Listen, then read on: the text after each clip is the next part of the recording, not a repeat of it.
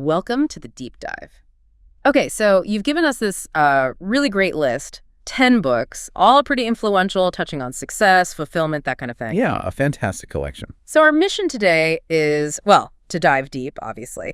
Pull out the core ideas, the actionable stuff from each one. Basically give you the highlights, the key takeaways. Exactly. Think of it as your shortcut to getting the essence of these big books, the principles that can genuinely help you build a, successful and meaningful life without needing, weeks to read them all right now. Right. And it's a really diverse mix. We've got everything from deep psychology and surviving trauma to everyday habits and social skills. What's interesting is how they often connect, even when they seem different on the surface. Totally. They offer this kind of well-rounded picture, different angles on how to thrive. So we're aiming to spark those aha moments for you from each one. Okay, let's jump in. First up is a really powerful one, Viktor Frankl's Man's Search for Meaning. Oh, yeah. Foundational. For anyone who doesn't know, Frankl was a psychiatrist. He survived the Holocaust, and he developed this whole approach called logotherapy. Right. And the core idea of logotherapy is that our main drive as humans isn't just pleasure or power, like Freud or Adler might say. Yeah. But it's this deep need to find meaning in our lives. And he saw this firsthand in the concentration camps, didn't he? He absolutely did. He observed that the people who managed to hold on to some sense of purpose, maybe thinking about loved ones or future work, or even just helping someone else through the day, they seemed to have a stronger will to live, even in those just unimaginable conditions. It's such a profound insight that meaning can be found even in suffering, and that we always, always have this final freedom, the freedom to choose our attitude. He has an incredible line, everything can be taken from a man but one thing, the last of the human freedoms, to choose one's attitude in any given set of circumstances, to choose one's own way. Just hits you, right? It really does. And he laid out sort of three main paths to finding meaning. One is through creating something, work, a deed. Another is through experiencing something or encountering someone, love, beauty, connection. Right. And the third, which is maybe the most relevant when things are truly tough, is the attitude we take toward unavoidable suffering. He said, when we are no longer able to change a situation, we are challenged to change ourselves. It's about finding purpose within the struggle itself, not just passively enduring it. That's powerful. It reframes suffering not as meaningless, but as a potential source of growth, depending on your response. Exactly. Agency, even in the worst spots. And here's something else that really stands out. Frankl actually warned against directly chasing success. Right. It's counterintuitive to how we usually think. He said it should ensue as a side effect of dedicating yourself to something bigger. Like, don't aim at success. It must ensue as the unintended side effect of one's personal dedication. It flips the script, doesn't it? Focus on the meaning, the contribution, and success might just follow. And his stories illustrate this prisoner showing compassion, him focusing on future lectures, his love for his wife. Those were their anchors. Yeah, and countless people have drawn strength from logotherapy since then, finding their own meaning in their own struggles. Okay, let's shift gears a bit. From the depths of human existence to, getting along with people day to day, Dale Carnegie's How to Win Friends and Influence People. Ah, the classic. Still so relevant. Absolutely. It's basically the blueprint for social skills, right? Yeah. Based on empathy, genuine interest. Totally. Carnegie's techniques are all about understanding basic human psychology. Yeah. How to connect positively. And some of them seem so simple, things we know we should do, like avoid criticizing people constantly. Right. Or give sincere appreciation. Not flattery, but genuine appreciation. And try to figure out what the other person wants and speak to that. What did he call it? Arouse an eager want. Exactly. Yeah. And remembering names.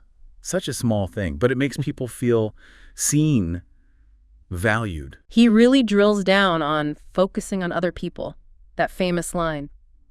You can make more friends in 2 months by becoming interested in other people than you can in 2 years by trying to get other people interested in you. It turns the usual approach right on its head, yeah. Yeah. Less self-promotion, more genuine curiosity about others. And seeing things from their perspective, talking about their interests, talk to someone about themselves, and they'll listen for hours. So true. It is. It's a reminder to look outward. And his points about avoiding arguments, also key. Oh, yeah. Any fool can criticize. Condemn and complain, and most fools do. Exactly. Understanding takes character. And the argument thing, you can't win an argument. Because even if you win, you often lose goodwill. You damage the relationship. Precisely. It's about preserving connection over proving a point. The book's full of stories like Teddy Roosevelt remembering details about people. Yeah, incredible memory. Made people feel important. And Warren Buffett practically swears by Carnegie. Still has his diploma on the wall, I think. He does. It just shows these aren't like superficial tricks. They're fundamental skills for building strong personal and professional ties. Okay, moving on. Stephen Covey's The 7 Habits of Highly Effective People.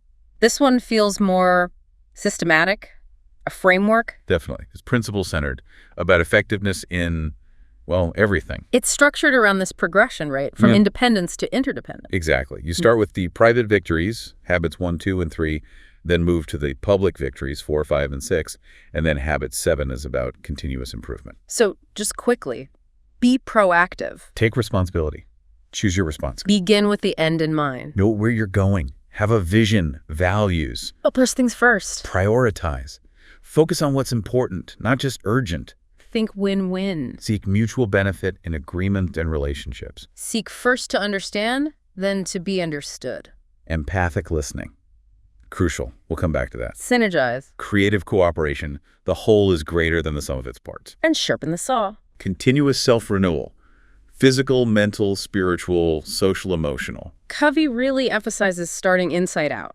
Character first. Yes. So a thought, reap an action. That whole sequence ending in destiny, it begins with taking ownership, being proactive. That quote, I am not a product of my circumstances. I am a product of my decisions. That's habit 1 right there. Hugely empowering, especially when you feel overwhelmed by events. You still control your response. And habit 5, seek first to understand. You mentioned empathic listening. That feels linked to Carnegie too, but maybe deeper? I think so. Covey really pushes for genuine empathy, trying to see the world through the other person's paradigm before you present your own case. He has that quote, most people do not listen with the intent to understand. They listen with the intent to reply. Ouch. Guilty as charged, sometimes. But it's a game changer when you really practice it. Builds trust like nothing else. And the stories around Covey's work are powerful. People feeling more in control, teams collaborating better. Right.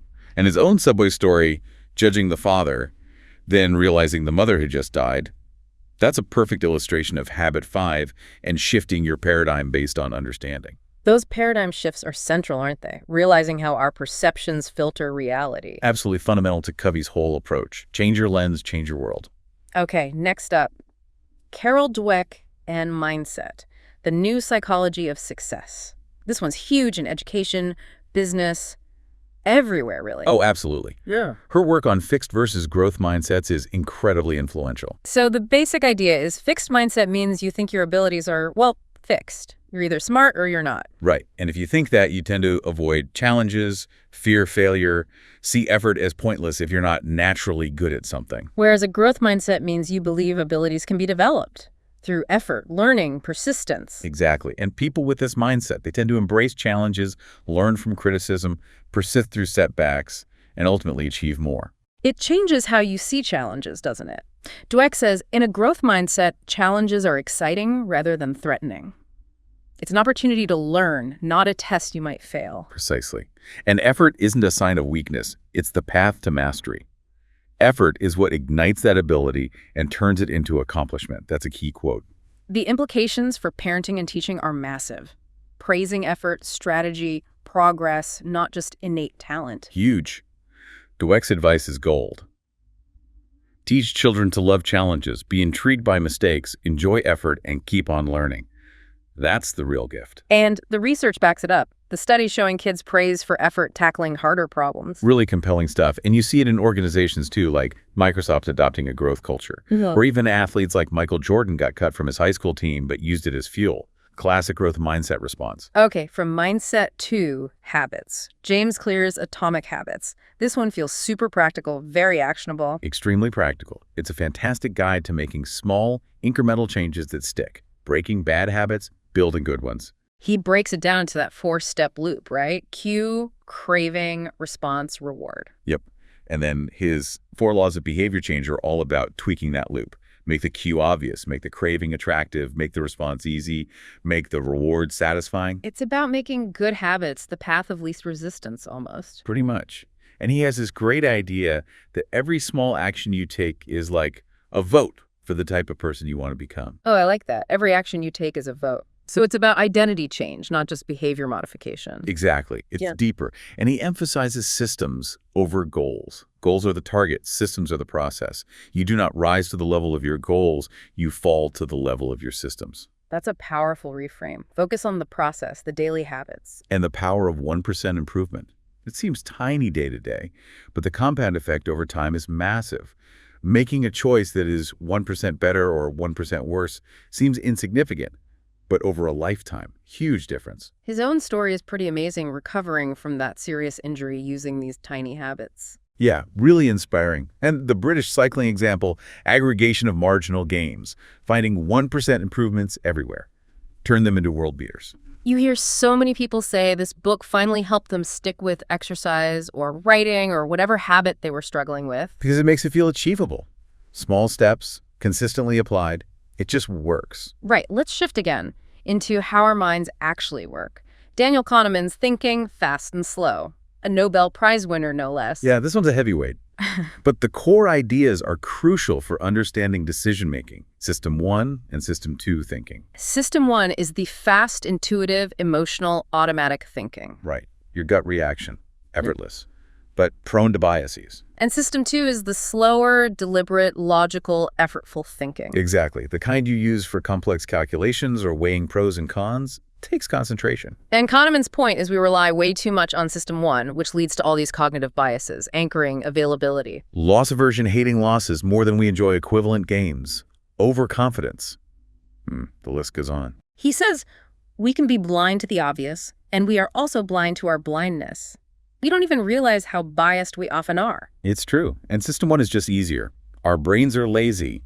A general law of least effort applies. We default to the past, requiring less mental energy. He also talks about the illusion of understanding, how we create neat stories about the past, making it seem predictable. Which gives us false confidence about predicting the future. The idea that the future is unpredictable is undermined every day by the ease with which the past is explained. So insightful. The work he did with Amos Tversky really changed fields like economics, finance, medicine. Absolutely. Understanding things like the planning fallacy, why we always underestimate project times, or how availability bias affects diagnoses, or loss aversion impacts investing, it has real-world consequences. It's maybe not a beach read, but understanding these mental quirks is incredibly useful. Definitely helps you question your own thinking and potentially make better judgments. Okay, moving to vulnerability. Brené Brown's Daring Greatly. Her work has resonated with so many people. Hugely. She completely reframed vulnerability, not as weakness, but as courage. She defines it as, what, uncertainty, risk, emotional exposure. Exactly. And she argues it's not about winning or losing, it's about showing up, being seen, even when you can't control the outcome. That great quote, vulnerability is not weakness, it's our greatest measure of courage. And she links it to everything good in life, basically. Pretty much. Vulnerability is the birthplace of love, belonging, joy, courage, empathy, and creativity. You can't have those things without being willing to be vulnerable. It's about letting go of perfectionism, embracing who you are. Yes. And tackling shame, that feeling of being flawed, unworthy. She found that sharing our shame stories with someone empathetic can actually dissolve its power. If we can share our story, shame can't survive. So powerful. And the title itself, Daring Greatly, comes from that Theodore Roosevelt speech, right? The man in the arena. Yeah, about the person actually in the fight. Daring greatly, not the critic on the sidelines. It captures her whole message. Her own vulnerability makes her work so relatable. And you hear constantly how people have used it to build deeper connections, be more authentic leaders, better parents. It gives people permission to be imperfect, to show up as they are. And that fosters real connection and trust. Okay, let's turn to a more spiritual angle now. Eckhart Tolle's The Power of Now, massively popular. Hugely influential. It's a guide to finding inner peace through presence. His core idea is that most of our suffering comes from being lost in thought, regretting the past, or worrying about the future, right? Exactly. We miss the only time that's actually real, which is the present moment, the now. He says, realize deeply that the present moment is all you ever have. Make the now the primary focus of your life. Sounds simple. But incredibly difficult in practice. with our busy minds. He talks about the ego or the thinking mind versus our true being or consciousness. Learning to observe the thinker. Yes. The beginning of freedom is the realization that you are not the thinker, creating that space between you and your thoughts. That's where peace starts. And acceptance is key too, isn't it? Accepting the present moment as it is. Crucial. Whatever the present moment contains, accept it as if you had chosen it. Working with reality, not fighting it constantly. Tolle had his own profound awakening experience, and lots of readers talk about finding relief from anxiety from that mental chatter by applying these ideas. Disidentifying from the nonstop stream of thoughts can be incredibly liberating. Oprah's endorsement obviously helped bring it to a massive audience, too. It definitely offers a path away from the stress of modern life, back to a simpler, more present state. A very powerful antidote for many people. Okay, next. Robert Kiyosaki's Rich Dad, Poor Dad. This one definitely shakes things up in the financial space, often controversial too. It certainly challenges conventional thinking about money, jobs, assets. The whole framing is around the lessons from his educated but financially struggling poor dad versus his friend's entrepreneurial rich dad. Right, and the core message is about financial literacy, understanding how money really works, not just how to get a good job. He hammers home the difference between assets and liabilities. Assets put money in your pocket. Liabilities take money out. Sounds basic, but he argues most people don't truly grasp it. Buying liabilities they think are assets. And that famous line, the poor and the middle class work for money, the rich have money work for them. That's the fundamental shift he advocates. Building systems, businesses, investments where your money generates more money. Passive income. He stresses that financial education is more important than just earning a high salary. It's not how much money you make, but how much money you keep. And how hard that money works for you. He calls our mind our greatest asset. If you train it financially, it can create wealth. The single most powerful asset we all have is our mind. No, it's definitely had its critics regarding some of the advice or the anecdotes. Absolutely. It's not without controversy. But you can't deny its impact. It's inspired tons of people to think differently about finance, start businesses, invest, aim to escape the rat race. It definitely sparked a huge conversation and pushed many towards entrepreneurship and asset building. It made financial independence seem more attainable outside traditional employment. Okay, last one. Going way back in time. Meditations by Marcus Aurelius, a Roman emperor's personal journal, essentially. Incredible, isn't it? Timeless Stoic wisdom. Practical philosophy for living a good, tranquil life. Stoicism's core ideas are in there. Virtue, reason, living in sync with nature, self-control. And crucially, accepting what you can't control and focusing on what you can, which is primarily your own mind, your judgments, your responses. That famous line, you have power over your mind, not outside events. Realize this and you will find strength. That's pure stoicism. It really is. It's about cultivating inner resilience, an inner citadel that external events can't easily breach. He puts so much emphasis on the quality of our thoughts shaping our experience. The happiness of your life depends upon the quality of your thoughts. Makes sense, right? Our interpretation of events, not the events themselves, often causes distress. And he gives practical advice for dealing with difficult people, focusing on your own character. Waste no more time arguing about what a good man should be. Be one. Direct. Very direct. And that other great one about revenge. The best revenge is to be unlike him who performed the injury. Don't sink to their level. Maintain your own virtue. It's amazing how relevant this feels, written almost 2,000 years ago. People like Teddy Roosevelt, Bill Clinton, they found guidance in it. Because the fundamental human challenges dealing with adversity, managing emotions, interacting with others, finding meaning they don't really change, Stoicism offers a robust framework for navigating it all. Wow. Okay, so that's 10 books. Quite a journey. From ancient Rome to modern psychology, spirituality, finance, habits. It really covers a lot of ground. But you see the connections, right? Yeah. Self-awareness, choice, purpose, growth. These themes pop up again and again. Definitely. It's clear that success and fulfillment aren't just about one thing. It's this mix of inner work, how you relate to others, your mindset, your actions. Yeah, it's holistic. And these books, together, offer a really rich toolkit, different perspectives you can draw on. So for you listening, hopefully this deep dive gives you a solid starting point. Maybe one or two of these ideas really jumped out at you. Right. Think about what resonates most with where you are right now. What challenges are you facing? What are your aspirations? Perhaps there's one specific book or principle that feels like the next step for you to explore further on your own path. Because ultimately, it's not about finding a single magic formula. It's about building your own wisdom, understanding yourself, and making conscious choices that align with who you want to be. Absolutely. We hope this gave you some valuable insights, a good overview of some truly powerful ideas without you having to read 10 full books this week. Yeah, hopefully it sparked some thoughts and maybe pointed you toward your next great read.